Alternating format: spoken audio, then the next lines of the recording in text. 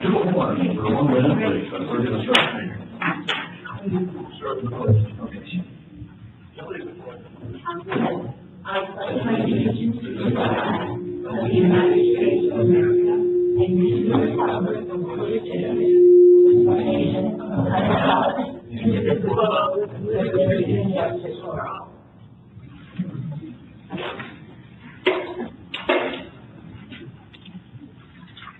All right, we have comments from the public today.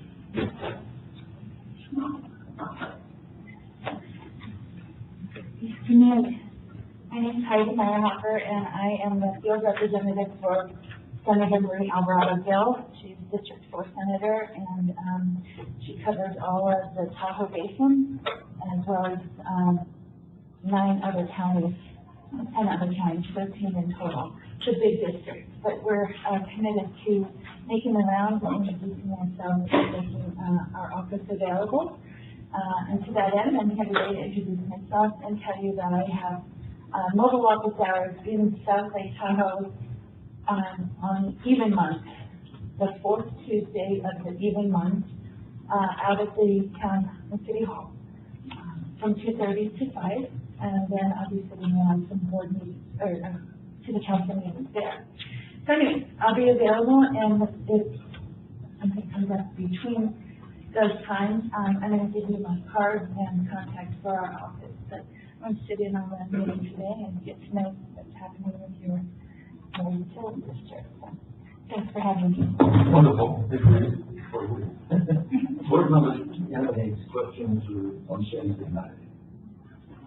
I'd just like to express our appreciation as the district for the senator's support of a lot of water bill. I know it sounds like maybe another run at next cycle, but definitely want to voice our appreciation as a board for senators. Thank you. That's all I was going to say is water for water lines fighting fire. Right. All of those are on her to-do list. No, we appreciate it. Just kind of echo these points. Thank you. Yes. I'll come in.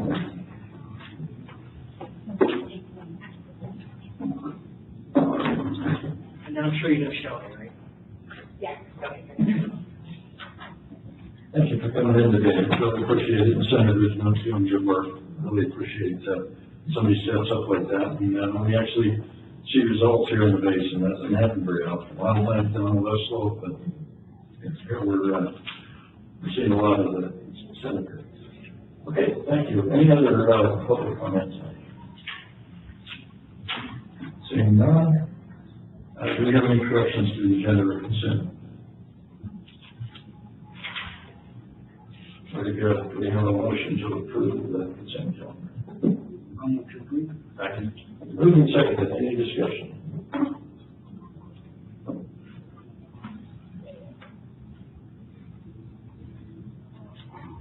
Yes, the motion passes unanimously. Okay, very good. Let's go to item 6A, River Water Pipeline. Branch. Good afternoon. Frank Galdowski, Associate Engineer. Today we've got the award of the bid for the River Water Pipeline Replacement Project. So this project's got about 9,400 feet of water line that we're replacing. This is an area where the existing steel water lines, a lot of leaks, a lot of failures. We're out there very frequently, and so I know a lot of crews are excited to get these lines in place. We'll also upsize them from 6 to 8 inch, and so that's going to give us more fire flow through that neighborhood, as well as new water pipes. We've also got a section of sewer line, about 1,800 feet, that we're going to replace while we're in that neighborhood. We've got the road torn up and we'll mobilize. We've got some existing sagging pipes that we have to do a lot of maintenance on. We clean those every month or two because we get filled with grease and sediment because of the sagging. So we're going to upsize those as well and get those in place. So we had a really good turnout at the pre-bid for this that we held about 6 weeks ago. I believe it was 13 contractors came out. We're seeing a lot more than we have in recent years, and we got five very competitive bids this go around too. So good to see we'll get more bids. I think some of the contractors are getting hungry. We're seeing some new contractors out of the North Shore and out of Sacramento, as well as the usual out of Reno and here in town. So the low bidder is one that we're very familiar with. This one construction. They've done the last 3 water lines for us, as well as quite a few of our meter installations. So they came in at $5,565,630. They're about 5% lower than the second bid. If it's clean, send in all the paperwork on time. So very appreciative, but this is not a complex agenda item today. We do have state revolving fund funding for this, so we've got a loan there. The contract, I think, is almost complete. We're expecting that here in the next month or so, and don't expect that to hold up construction at all. So let's see. We also did some alternate bid items on this, and I'm recommending that we move those forward as well. We separated out the mill and overlay paving. So one of the requirements that the city has of us is anytime we do long trench cuts, they want to see us do an overlay of the whole road width. And then also with the SRF funding, we've got American Iron and Steel requirements. We're used to those. We've had those for the last about 10 years. And we've got the new one is Build America, Buy America, FABA. And so that one adds on all the construction materials and manufacturing products being made in America, as well as iron and steel products. So we wanted to see what those costs were, and we weren't sure what requirements were going to come through since we don't have the SRF contract. With this bid, low bid, they came in at only about $12,000, and so it's worth awarding those, and as we expect them to meet requirements for. And then, I think just kind of the other comment on that is, I did follow up with them, trying to really get a handle on why that cost was so low. And when other bidders had a higher cost, in the realm of $100,000, and it was the supplier that they used. So the low bid waterworks supplier didn't separate out a lot of costs for the American Iron and Steel, whereas one of the other suppliers that bid for the higher bidders had separated that out. And so they really, gone through every item. And so it gives us an idea that, the SRF funding and some of those extra requirements with the America stuff adds about $100,000, but I'm sure we save more than that in interest. We'll definitely continue to keep doing these. Really good to have an idea of that. So, any questions? All right. I guess I have to comment maybe in that, just last year, right around this neighborhood, we had some residents' concerns about the way that NCR was parking on their properties or otherwise not exactly friendly. And I guess my hope is that we can kind of work with them to kind of improve upon our, a relationship with the residents that we're working around as part of this one. I'm hoping that our staff can maybe have a conversation, give us some training around that. Sure. Yes. And I would, not like in their defense, but I've been here since NCR started working. And the first year with the meters when they were doing that, horrible comments. And then, but it improved. And I would talk to people who said, no, they came, they were great, they were mindful. So I'm hoping that this will be the same. No, we'll definitely work with them on that up front, as well as do outreach to the neighbors. Here probably the next month or two, we'll get a first letter out to the neighborhood when the bill is coming, And then again, just before construction. So we'll do, make sure they have all the contact info and can get directly hold of probably me. If they do have issues out there, keep on those guys and keep them storing things where they should be. And we've got some good opportunities in that neighborhood. There's some long stretches without homes. And so we'll be able to kind of stage in front of those areas and not so much right in front of houses. So. I keep looking at Nick because I'm expecting to say something. Because he had a look. Yeah, construction is hard. Construction is disruptive and it is hard on all of us. And at the end of the day, the pipe system down is in good shape. It's a little rough getting there, but. Very good. Good. There's one quick question. Good engineers, looks like the engineers I see was really good. We're getting lots of good. That's right. How many hydrants were impacted? I just trying to remember from the maps, kind of what the status of those hydrants were, kind of as related to the improvements that are going to be generated today. Yeah, we've got, I believe, we're replacing 15 hydrants with 16 hydrants. And so we actually had pretty good spacing in that neighborhood already. So I think we only had to add one and shift some around to get the spacing to within 250 feet of every home. And then, we had adequate fire flow. This is one of the first projects we've done, and I'm going to say the last 10 years, probably longer, that hasn't been solely for fire flow. That has been really driven by the condition of these pipes, and then we're getting the increased fire flow as a bonus. So, the fire flow is now going to be, what we want it to be, having that 8-inch pipe in the ground, whereas the existing 6-inch was kind of right at that threshold of kind of the minimum goal, whereas this will bring it up into where we like it to be, so. Any other questions? What would you like us to do? Yeah, so, number one, find the minor irregularities and victims where construction incorporated to be immaterial and weigh the immaterial irregularities.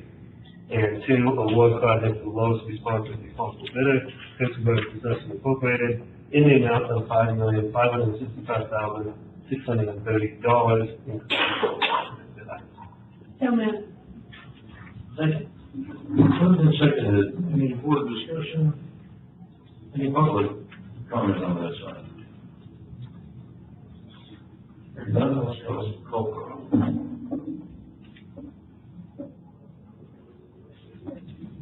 And the motion passes unanimously. Thank you. Thank you, Brent. Item 60, Stanford Tampa Electric Bill. This is like for Julie Ryan, but she Trevor's with us. Good afternoon, Trevor, Senior Engineer and Mr. Julie Ryan. I'm here to discuss authorization of bid for the reconstruction of the Stanford Tampa Electrical Generator Building and authorization to negotiate the purchase of a 30 kW continuous generator. As you're aware, we lost the generator building in March 2023 during the major storm events. This is one of the FEMA covered events, so we're seeking FEMA reimbursement for this work. We're actively working there at this moment. There should be concrete showing up. What we're working on is we looked at reconstruction in the existing location, which is an avalanche location. We hit multiple times. Final time actually wiped out the generator building that was there. This generator building is the electrical controls and backup generator for 3 pump stations. It should be the Falmouth Lake generator building, but it's at Stanford Camp, so we refer to it as the Stanford generator. It is our generator. So we looked at reconstructing in kind at that location, reconstructing with a more durable building like cedar blockness with wood, reconstructing with an avalanche wall, and then we also looked at 3 alternate locations that were outside of the avalanche zone. We found it to be most cost effective to move out of the avalanche area. It was also safest for our staff for ongoing operations. So what we're looking at is relocating to a different location within Stanford Sierra Camp's property and reconstructing a building that's made of CMU block. It will somewhat architecturally match the camp building, but have a boardwalk that we finished. Nothing too exciting. And that building will be WUI compliant. We're making sure that we're screening all the entries. We want to be very fireproof, robust with all the louvers. We're also making it compliant with current seismic and snow level standards. So it should be a pretty robust building that's there for the long run.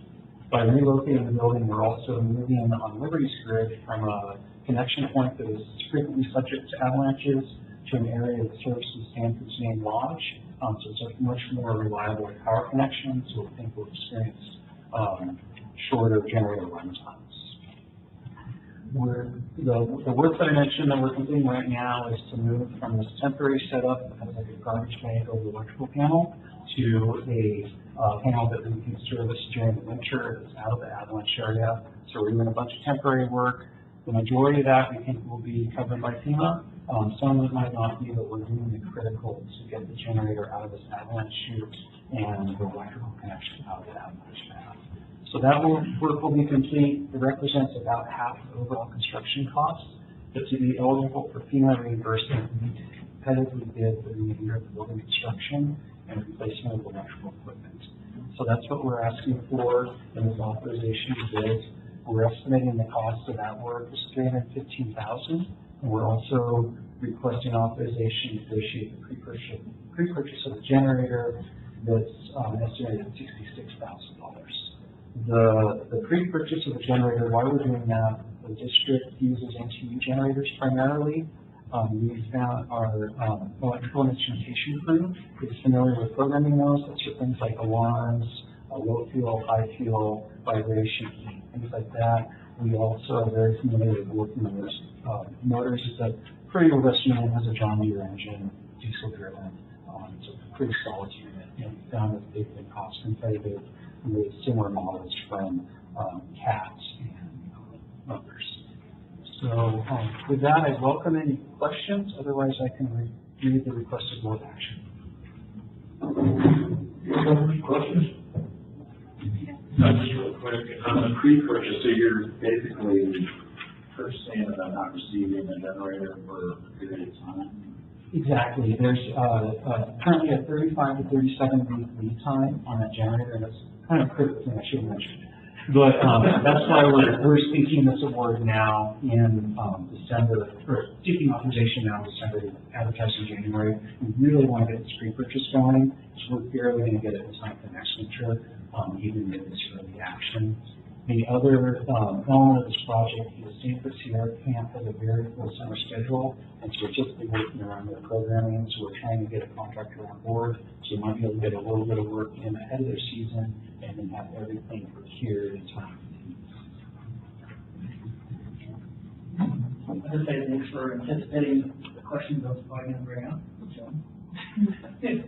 I guess the question is this a facility that would be connected to our SCADA system, or is that? It is, yeah.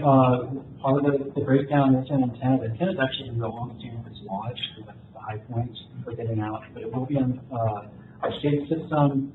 Those pump stations currently are, and so we know if we have a failure of the generator to run, we know if we have low fuel. We are also able to see high wet blood levels, or if there's a pump fail at those two stations. And that gives our crews a heads up that we need to head out there. So, and the estimate says that the project cost estimate is $315,000, and pre-purchase of the generator $66,000. Well, is this additive, or is this 66 pretty much $315,000? In looking at the cost, I believe they're active, so we're looking at about $380,000. Say that once again. They are additive, so I think we're looking at about $380,000. Okay. The only coming into today versus 2 weeks ago, that generator is closer to $40,000. So we're in the Very good. And then I guess for FEMA, we're looking in terms of reimbursement, is there yet a number on that? We know that we will receive reimbursement. We don't know the exact amount yet. We turned in a request for $1.1 million. That was about $700,000 in construction costs, about $100,000 in permitting and consultant support costs, plus design costs. So we did a big ask initially. We'll see how much of that is authorized, but we have submitted everything for reimbursement, and now we'll get 100% to authorized. We finished her, we're gonna get something. The minimum we would expect to receive would be $320,000, and that was our estimate to replace the existing building in kind of the existing location. Just to kind of continue the conversation a little bit, because it's all related. On the consent agenda, every board meeting, there's been the winter storms emergency response that you've been approving. And at the next board meeting, we're going to pull it off of consent and put it back on action. We're going to want to increase that somewhat, the spending authority, because it was like at 1.4, and I think it's close to $1 million now. We're getting a lot of that back to FEMA. But we have some other expenses that are going to be rolling in from the pre-work that's been going on down there at Stanford Camp, as well as road repair at DVR. So it could possibly push us over that 1.4, so we just want to cover ourselves. Okay. Stepping back into Paul's prior roles, the CFO, this was a facility we had actually identified for replacement in the CIP out a few years. So we're somewhat fortunate that we're getting a fair bit of help in replacing it.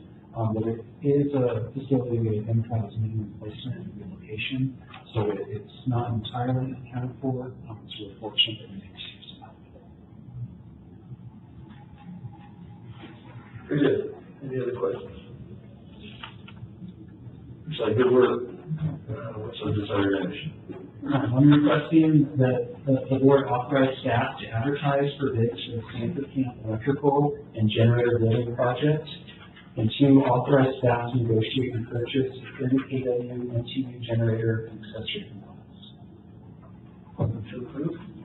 Second. Moved and seconded. Any other discussion? Any public comment on this?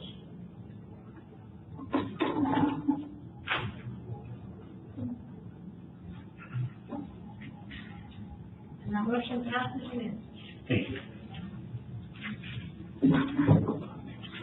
Okay, let's go on to 6C, board committee assignments. I have talked with board members, and it looks like we're good with just keeping the assignments that we had last year. I would propose, however, that we eliminate 2 committees.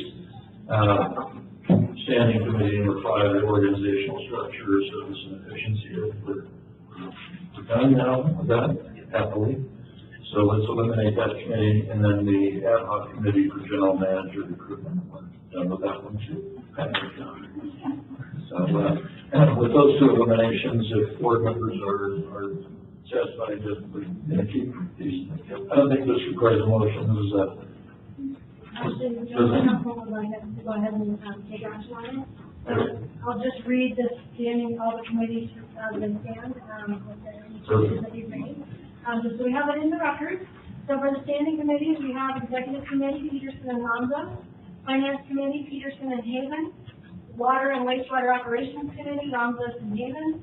Systems Efficiency and Sustainability Committee, Ronzos and X-Line.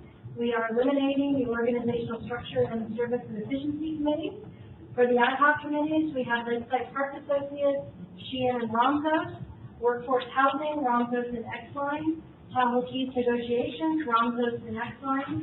For the liaisons, we have Alpine County, Director Ronzos. AQUA, which is the Association of California Water Agencies, President Peterson. For CASA, California Association of Sanitation Agencies, Director Ronzos. El Dorado County Oversight Board, Director Sheehan, and the alternate is our General Manager, Paul Hughes. City and County Fire Departments, Director Ronzos, with Director Haven as the alternate. El Dorado County, Director Haven. City Council, Director X-Line. U.S. Forest Service, Director Ronzos. And then our board appointed representatives for El Dorado Water Agency, Director Peterson, with Director Sheehan as the alternate. And the AQUA JPIA board representative is Peterson, with Liz Kaufman, our HR director, as the alternate. So the requested. Can I just make one suggested flip on city and county fire, just maybe make the primary and the secondary? Just realizing one of the places on the list, maybe that would be. Is that okay? Oh, I thought you were, yeah, sure. City and County Fire. Yeah. So we're changing Haven to the representative of Ronzos and the alternate. Okay. That works. So Any other questions? Do you want me to read the proposed actions? Please. Or did you want to do it, Dave? Okay, the proposed action is pursuant to board policy 3.8.6, appoint and approve directors for each committee, liaison, and board appointed representatives for the 2024 calendar year. Second. Any discussion? Any public comment? Public question?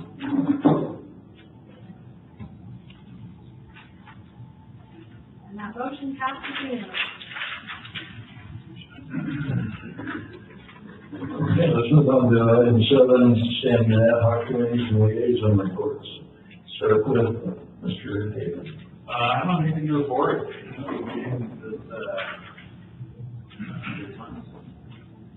Have to be towards the end of the year. I have no report. I missed the overall water agency meeting, but I think Charlie. Actually, Paul, listen, there I attended, yeah, there was really nothing that impacted the district. They had some administrative changes to a purchasing policy, and then there was a small award of some work, towards the American Watershed, American River Watershed Project. That was it. Did you report the office meeting on campus? I attended this past Friday, I attended the oversight board for Colorado County, the successor agency for the redevelopment.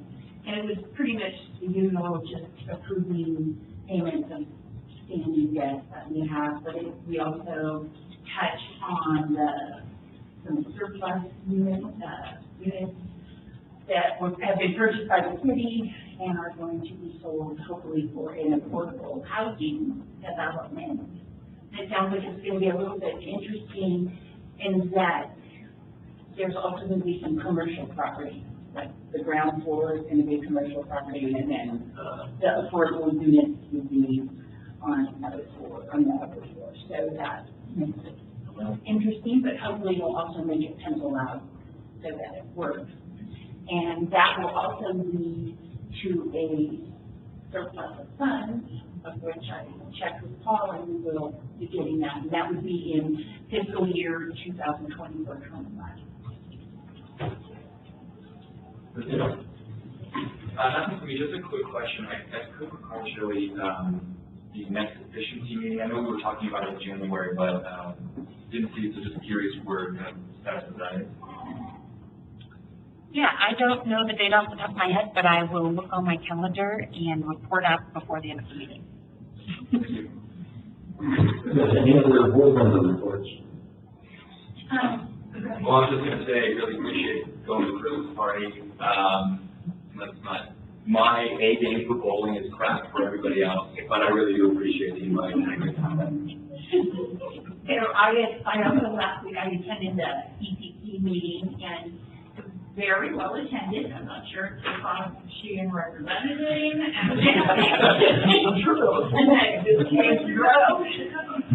yeah, that was a surprise. But I was impressed that it was so well attended and that everybody had, there was a very positive vibe in the room. And it was also informative. They there was IT gave some information that would be informative to staff and to us. And then they talked about the union survey that's out because of labor negotiations that are coming up. And there was a lot of kudos. Everybody was thanking every department for what they've done, and the board did receive a kudo thanking us for our choice of gentlemen. It was a great meeting. I thought it was really, I liked the tone of it. That's great. When's the next DCC? This one, February, I believe. And I was kind of surprised they did talk about the Christmas party and no one mentioned it. I'm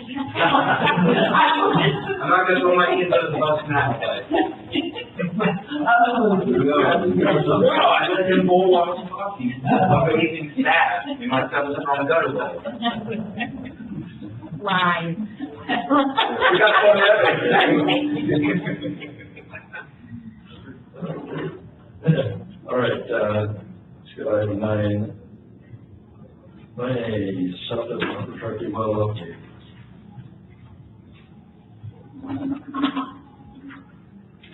Hello, Mark Filo, Water Resources Manager. So I'm not managed to avoid standing here for 7 months, but here I am now. Happy to be here.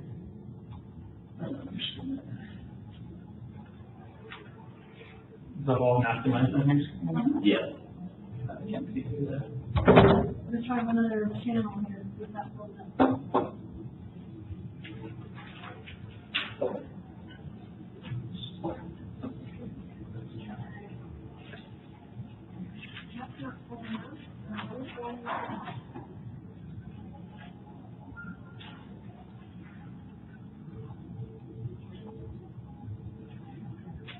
Do you actually have, is the presentation up? Yeah, I have it.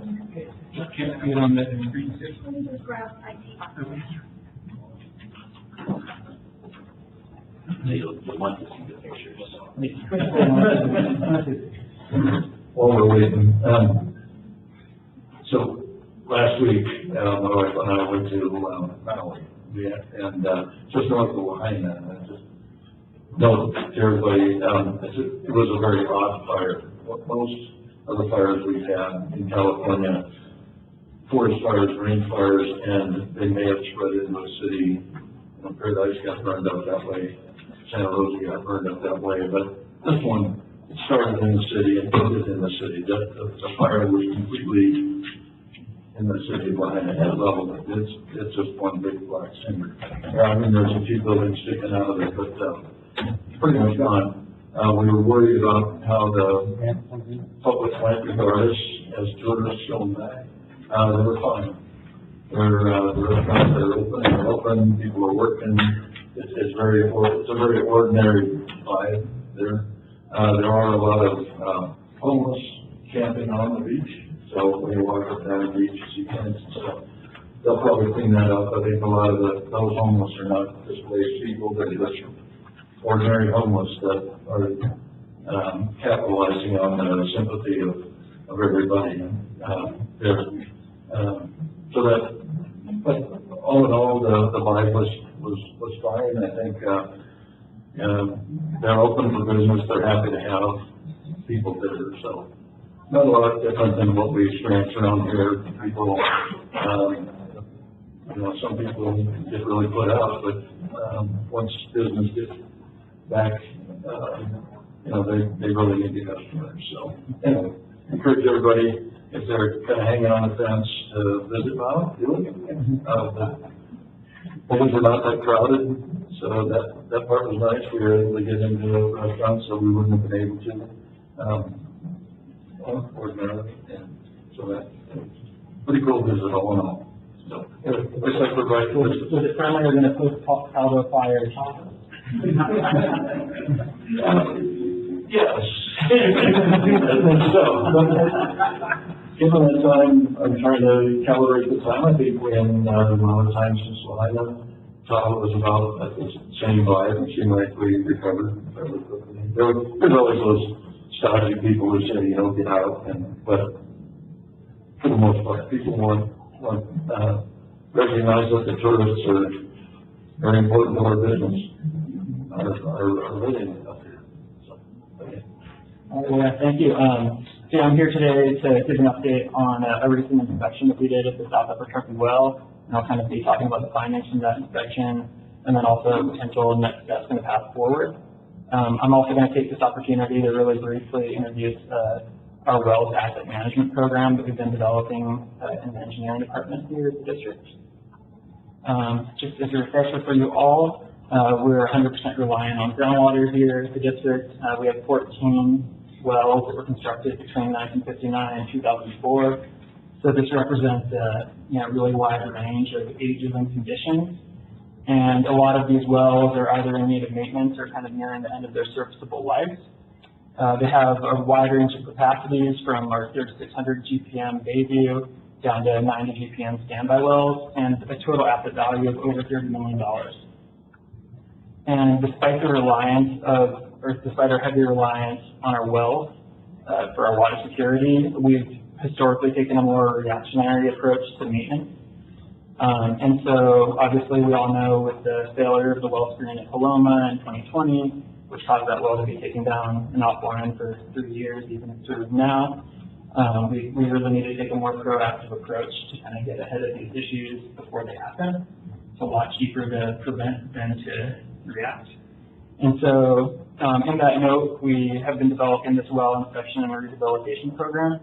And we're going to be proposing annual inspections for our 2025 to 2034 CIP that you'll be hearing about shortly.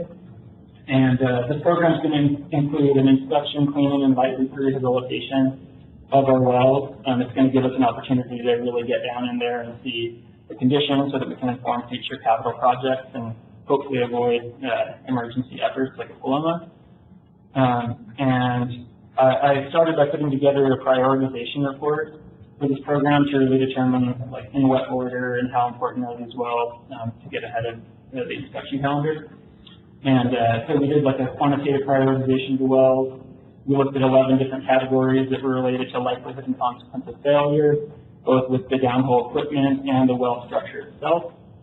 And South Upper Truckee well came out as number 1. And so we have an inspection and rehabilitation project planned for this well for 2024. And South Upper Truckee well, even though it's our youngest well in the system, I would say it's the most problematic. This here is a Piper diagram, and it shows kind of the general water chemistry in terms of the major cations and anions. And it's not so important that you understand exactly what this means, just that you can see that our South Upper Truckee well is a very far outlier. It's placed really far away from all the other wells. And the reason is because it's a really highly corrosive well that has about 10 times the chloride concentration of our other wells. And that causes some really accelerated pigeon corrosion in steel. And we see results of that both in our electrical tests of the well and also in our downhole inspections. And we do have a wellhead treatment system. It's a bubbler system that is kind of intended to sparge out CO2 and increase the pH, so it's not as corrosive in the system. And that works really well to bring up the pH, but we have all of our downhole equipment that's sitting in this really highly corrosive water all the time. And so it's really experiencing accelerated wear as compared to our other wells. And so in recent years, we've seen from the surface evidence of motor and pump wear here at this well. So engineering, we do an annual well test program, well test Wednesdays. And so we've been monitoring since 2019 the performance of the pump and then also looking at the yield of the well. And we have noticed that we've seen a decline in overall pump efficiency. And so we're spending more energy basically to bring the water to the surface. An overall pump efficiency of less than 50 generally indicates that you need service, and we saw 49 in our most recent well test. And then we've also seen a decline in the specific capacity of the well, which means that we're seeing more drawdown in the water level to achieve the same amount of water. And we're seeing a 7% decline, which that sounds like a small number, but that's certainly more than measurement error. And generally, we think that wells need maintenance if you see a decline of more than 5%. So we're kind of seeing evidence that we should get in there and do a little light rehabilitation. Also, our electrical department does Niagara testing of the motor at the wells, at all of our wells. And what Niagara testing is you're basically measuring the resistance of the pumping motor system from the junction box at the top of the well. And low measuring results, or basically low resistance, can indicate that you're having water intrusion, or in extreme cases, you can have a direct short that's shorting out the pumping motor and causing it to not run. And so you can see for our period of record for this Niagara data here, before 2015, we were seeing really low, close to zero resistance that was measured. And the motor was still running at this time. We were measuring resistance in the kiloohms, and we really like to see resistance measures in the mega ohms or the giga ohms. And then in 2015, they pulled the downhole equipment in response to this and found that there was an issue with the pigtail, which connects the submersible cable to the motor. They were able to replace that, and then we started getting good mega results again. But then you can see really shortly after, around 2017, 2018, we saw this really fast decline in our measuring results again, and they've kind of flatlined around zero since 2020. And so we have this indication that, you know, the motor, something between the junction box at the wellhead and the motor is malfunctioning and probably letting water in. And so, so the issue with a lot of these parts is that the pump and motor and column pipe can often have really long lead times. And so, given that we're planning this light rehab and inspection program for South Hypertrophy wells this next spring, in May 2024, we wanted to really get ahead of the procurement, kind of similar to what Trevor was talking about, so that, you know, we're not stuck without what we need to complete this rehab project. And so we had Carson Pump come out on December 12th to complete a downhole inspection. We really just wanted to see the condition of the column pipe, the motor, and the pump to see if it was something that we needed to pre-procure in advance of this rehabilitation project. And so we pulled out that equipment, and then we measured the mega readings at different parts in the system. So we measured at the wire, at the pigtail that connects the motor, and then the motor leads themselves, so we can really nail down what's the cause of the low resistance that we've been measuring. And we found that we actually got low resistance measured everywhere. Upon removing the equipment, you can see here this column pipe. This is the pipe that connects the pump to the discharge head at the surface. So this is epoxy-coated steel column pipe. And you can see right where the epoxy kind of runs out, where the threads are, we're getting this really accelerated corrosion along the threads. And in some places, this was worn through about like 3/4 of the thickness. And the issue with this is that if it were to wear through entirely, not only could it, you know, present the risk of failing and your downhole equipment falls down into the well, but also that they'll partially, you can get jetting of water at a high pressure out of the little holes that can shoot into the side of your well, and that can cause screen failures like what happened at Paloma. And then you can see the motor connection here is also extremely corroded. And then the motor itself here, you can see this chunk that's kind of taken out of the bottom of it. That was actually when our inspector on the job, Buck, tried to grab the motor there, and it basically just disintegrated in his hand. And this is a steel motor that was epoxy coated. And so, you know, in the grand scheme of things, we have motors that have been down, like Baker Steel well, for example, the motor's been in that well for about 30 years now, and it's still performing fine. But this was installed in like 2004, 2006, somewhere around there, and we're just seeing this really, really accelerated wear because of the really aggressive nature of the water and the high chloride there. And so we also conducted a downhole video of the well, where we used CCTV to inspect the well from the top all the way to the bottom. And we could see really extensive tuberculation, which is the formation of this iron precipitate that's on the well screen. And what that can do is plug up the well screen and basically prevent it from taking in water efficiently. And that can actually cause the drawdown to be higher per unit yield that you're getting. And that would kind of make sense with the results that we were getting from our annual well tests. And so we have a couple next steps that we're planning to address this. We're kind of in a pre-procurement phase right now. And we're looking at replacing not only the column pipe, but also the motor and pump. And one thing that we want to do this time, we found that even epoxy-coated column pipe is just not going to cut it in this well. And so we want to make sure that we're using stainless steel or fiberglass when possible. And so we also want to replace the pump and the motor with stainless steel as opposed to the cast iron with epoxy coating that we're using currently. So we're in the process of this.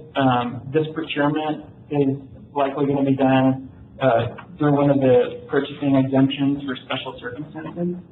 And it's expected that this is going to be lower than the $75,000 threshold that can be approvable by the GM. Next, in January, we're moving on to an informal bid process for the rehabilitation project. And so I've been soliciting quotes to do the actual rehab work that we're planning in May, and have gotten a response so far. I've reached out to about 7 vendors. And this is likely going to be over the $75K, and so I'll be taking this to the board probably in January with a recommendation for that. And then in May 2024, if all goes well, we're hoping to begin this rehabilitation project, which will include a number of things, not just the replacement of the pump and motor. And so in terms of parts, we're looking at probably less than 75,000, like I was saying. Services will be just over 75,000. And like I said earlier, we're going to be soliciting quotes and kind of pursuing this procurement as the exemption, or as one of the exceptions to formal competitive solicitation that's been recently incorporated into our purchasing policy. And so you'll hear from me soon, but I'm happy to answer any questions you might have. Back up one side. Okay. Under the 200,000 per well is what you're, that would be for this one, or this particular well. We're not expecting to have to replace like the column pipe and pump and motor at other wells necessarily. Especially the column. It's really unusual to see a column pipe disintegrate in 20 years. Like we have other columns that are 50 years old that are still holding fine. so, you're new, and I'm not gonna ask, why this waited so long, but I guess from my point of view, the wells are the most important thing in our water system. We got a failing pipe because that only affects a few neighborhoods, at most. But the wells are the prime movers, and when we lost a couple of our major wells in the last couple of years, it underlines how important these supply sources are. And I think in another slide you had like a 10-year program for inspection. I don't know whether we can accelerate that or not. Okay, that's just for this well, but I think you were talking about more of a program for all of the 11 operating wells. Yeah, this table here is the proposed inspection order, and the plan would be to complete one per fiscal year. So we'll do them all in 2024 instead of all? There's just one well per fiscal year. One per year. And is it possible to do more than one well per year? Potentially, but we have to be pretty strategic about it just because when we pull a well, number one, you're removing a service for up to a month. And so trying to do these back to back can be pretty tricky. And then number two, you don't, as we found here, you don't really know what you're going to find when you pull a well apart. And so in some cases, you'll pull a well apart and then have to drop everything because all of a sudden you're facing an emergency. And I think that's kind of why we haven't gotten to this particular well yet, just given that this is a relatively small source of supply compared to other sources. But also, we had Paloma come up, and then all of a sudden, that's been the primary focus of the well asset management. So. And the Tahoe well had problems also. So I guess this board member would like to see acceleration to the extent you can. I just think our set of wells is the most important thing in our system, and the amount of money that you're looking at per well was not staggering, and it's very, very important. And the results can be pretty significant. I know that we're doing one of the Gs, and the yield's going to come up substantially from it, and I think we're going to be able to eliminate uranium contamination as well in the process. So there are some side benefits to doing this sort of thing. So anyway, that's just my feedback. Other board members. I guess I would read and I'm curious that some of the criteria you use to kind of prioritize what's well to inspect, like a 11-year cycle visit. Yeah. I'd be happy to share the report. We actually produced the report that obviously gives a detailed analysis. But we kind of separated into two different categories. There was a pump and motor category, and then there was the well structure category. And so the pump and motor included data like our measuring results, and really the trend in our measuring results, because they're kind of all different. And that's something you can do without pulling the well out. Exactly. Yeah, we're basically using available data to the extent we can without having to pull it to kind of prioritize where should we go look first. Because obviously we don't know until we look, but we can try to figure it out beforehand. So we're using our electrical measuring results, we're using the pump age, we're using the overall pump efficiency, like I was saying, and a couple other things. And then for the well category, we're using like how vital it is to the surface area, so like the age, assuming that older wells are going to be more in need of rehab work. We're using the specific capacity that I was talking about earlier, so changes in the yield, basically. And then we were looking at things like water chemistry. That was one of the major drivers that really brought South Truckee to the top, because we can basically determine without even pulling anything, you know, what kind of corrosion environment that our equipment is sitting in. And then, yeah, a couple others, like sand production, things like that. And I'm just curious, like, as part of your evaluation, do you look at any kind of vulnerabilities to any kind of climate hazards, wildfire, landslide, avalanche? Like, are those some of the things you think about as well in terms of like where they're located and other things that might impact that well? Yeah, not really. Yeah, we're kind of just working with the available data that we have, and you know, our aquifer is pretty consistent here, and so we're not really dealing with big fluctuations due to like environmental stressors like that. So like just losing it entirely? Oh, losing entirely, maybe that makes you prioritize it less then. I don't know. Well, I guess just looking for opportunities to harden the facility itself, as you do a rehab project. Consideration. I'd be actually interested in my report. I'd love to detail on that. Yeah. And just learn more. Yeah, why don't you just go ahead and send it all over? Well, yeah, well, yeah. I guess just taking, you know, on the timeline, and granted this is a new program, so it's hard to gauge, like, clearly it hasn't been a tremendous liability in the past, but just to Dave's comments to kind of avoid future liability, you know, you evaluate this as, you know, the greatest extent possible. So, I mean, do you see this timeline creating, you know, any potential liability in terms of failure based on just the logistics of how we have to move it through? You see where I'm going, or is it, you know, kind of minimizing liability versus kind of capacity constraints and kind of where those two things meet? Yeah, I would say that like part of the logic behind doing one a year is that, you know, we would be able to also fit in additional capital projects if needed. So like we might have a capital rehabilitation project in the same year that we're having a well rehab project. But obviously, like I was saying earlier, like we wouldn't want to take down Tahoe and Bayview at the same time, for example. And so really when we're looking into like liability, we're looking at, okay, where can we squeeze these in and how can we squeeze them in to accomplish, number one, the most inspections as possible, number two, the least risk to our water supply. And so a good example of that is you can see Helen well here is number 2 on our inspection order. And Helen wasn't necessarily the highest ranking well, but we were also doing the well is Tahoe rehabilitation project that year. And so we're like, okay, we're going to have one of our huge wells down. We don't want to put another, you know, we don't want to take another big well out of service at the same time. And so like a lot of it is based on the risk and consequence of failure, like I was saying. But some of it is also based on, okay, what other projects do we have going on? How are they going to affect our operations? And what can we squeeze in to basically make sure we're moving it forward? No, I think just credit for bringing this forward now. Glad you're in front of the board. So no, yeah, great work in a presentation. Thank you. Good report. Thank you, Mark. Glad you're on board. All right, that's the only staff and attorney report. Stand GM report. Okay, I don't have too much today. First of all, I want to take a moment to introduce our new Chief Financial Officer, Andrea Salazar, over here.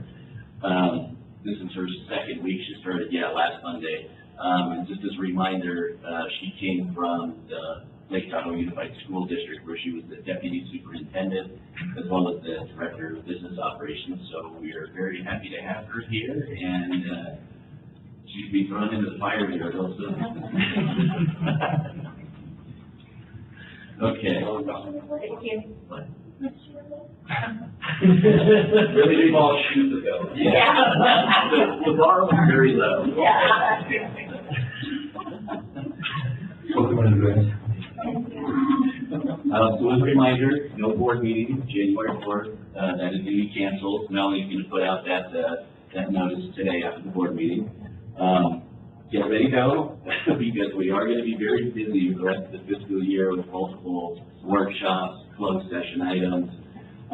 And so I doubt we'll be able to cancel any board meeting between now and the end of the fiscal year, just just because of everything related to the capital plan, budgets, rate studies, labor negotiations, compensation study, et cetera. So yeah, the next board meeting will be January 18th. We are also expecting to have, prior to the board meeting, capital improvement plan workshop that Steve is going to lead on that day. So we're looking forward to that. And as we get our calendar put together more and get some dates solidified for the future workshops, we'll get that out to you so everyone can get that on their calendar. Quickly, under staffing update, lots of things going on in HR, but I'll just hit on a couple of them. The Director of Operations that you approved at the last board meeting, that closes on January 21st, and interviews are tentatively scheduled for February 22nd. Cuz Cohen, our inspection supervisor, has put in his retirement notice, and so he's leaving us in March. And so we're going to be advertising that. Actually, we are advertising that. The application for that closes on January 3rd, and we're planning to interview on January 24th. Then Chief Plant Operator, that's the position that was held by Aaron Buckman prior to him becoming the manager of the department. That was posted December 15th, and it closes January 14th, so interviews will be held soon after that. And that's really the only ones I wanted to mention today. So a couple other things going on. We have our labor negotiations kickoff meeting scheduled for January 10th, so we can get that started. We did schedule a closed session for the January 18th meeting in case we have any information we need to share with the board regarding that first meeting. In the compensation study, we did have our first kickoff meeting on December 12th, basically just discussed expectations and timing. We also have a follow-up meeting on that on the same day as labor negotiations, January 10th, and that's going to be with the compensation consultant and the union to discuss the recommended comparator agencies to use in the study. And so if we do end up with a list that's tentatively agreed upon, Liz and I will share that with the board also in closed session on January 18th. And then rate studies, the consultant is actively working on those for us, and we're expecting to have the first workshop with him on February 1st, so that's 2 board meetings from now, probably at about noonish, yeah, but we'll let you know what time that one's going to be. And that's it.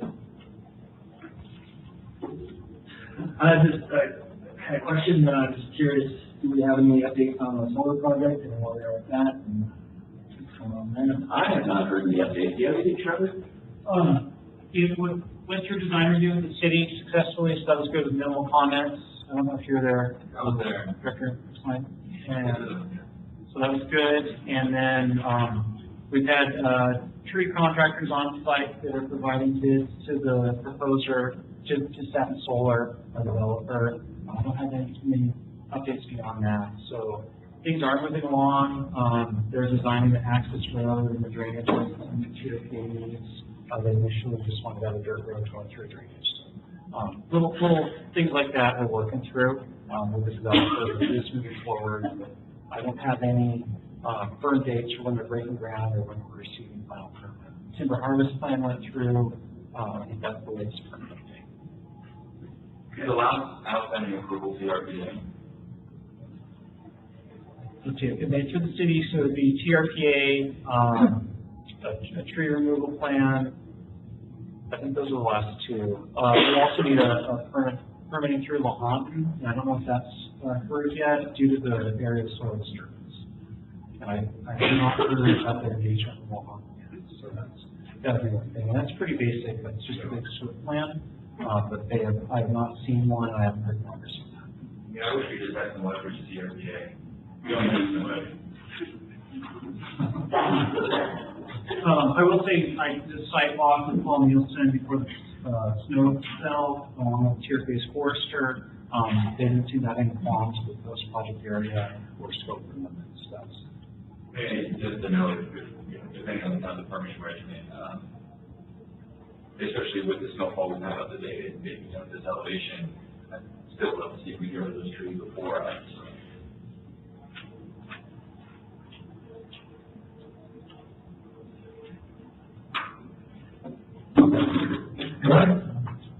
Thank you, Paul. All right, item 11, past and future meetings are noticed in the agenda, and if there's no other business. Just to follow up on, Nick's question regarding the System Efficiency Committee, it isn't posted, on this agenda, but the next one is scheduled for January 17th at 3:30. So, I'll work with Shannon to make sure you receive a meeting invite and reminder and get those agendas out closer to the meeting date. And just real quick on that meeting, I know we had talked about, I don't know if you want to communicate about having just like a quick specific grant update to that point at the beginning of the meeting. That also. Yeah, absolutely. So, thank you. You said 3? 3:30. Okay.